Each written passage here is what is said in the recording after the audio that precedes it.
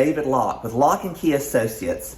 And so many people ask me when I'm getting ready to put their house on the market or to list it for sale, they ask me how they need to prepare their house to get it ready to go on sale. Well, the first thing I'm going to do is I'm going to do a comparative market analysis, which we're going to look at all the different types of houses in your area that are of a similar type and what they've sold for. And that's going to give us a price for your house. But then what I'm going to do is I'm going to walk through your house with you and talk about some of the things that would help the house sell for a higher price. Now, what I don't want you to think is, oh, I'm going to put my house on the market and I've got to completely gut it and renovate it. No, that is not the case. But one of the things that I encourage a lot of my clients to do is go ahead and have a home inspection. Because when someone makes an offer on your house, then they're going to have the house inspected. And then they're going to probably come back with a large list. And there could be something that you don't know is wrong with the house, like a foundation issue or a major leak.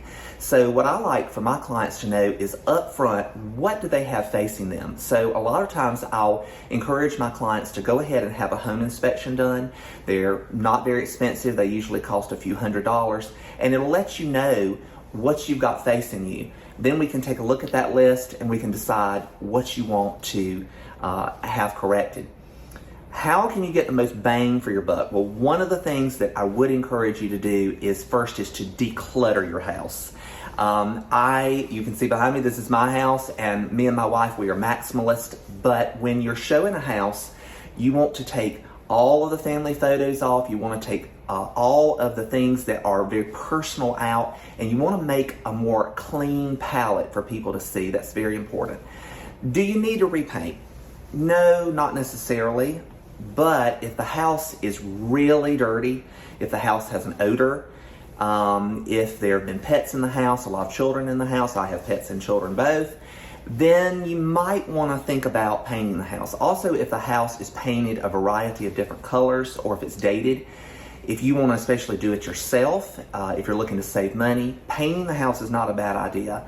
As far as floor covering goes, if the floor covering is incredibly damaged, you might want to think about replacing it, but it's not something you have to do.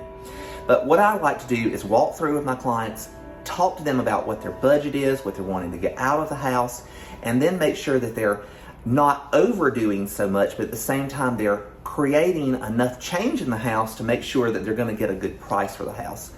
The other thing is you want to make sure that your yard is very clean. You want to take up any dying plants. You want to make sure that you have pruned all of your shrubbery and that your grass is nicely cut. The main thing I would say is just make sure that your house does not have any odors and that the house is really clean. And then another thing that I always look for is making sure that windows are functional. That's a big thing. And then you want to also look through the house and just see if there's any evidence of past leaks or past workmanship. And you want to make sure that even if things have been fixed, that those leaks, that they're patched, that there's no evidence that one occurred even if it's been fixed. So those are just a few tips to help you put your house on the market. Again, I'm David Locke with Locke and Key Associates, and I'd love to help you sell your house.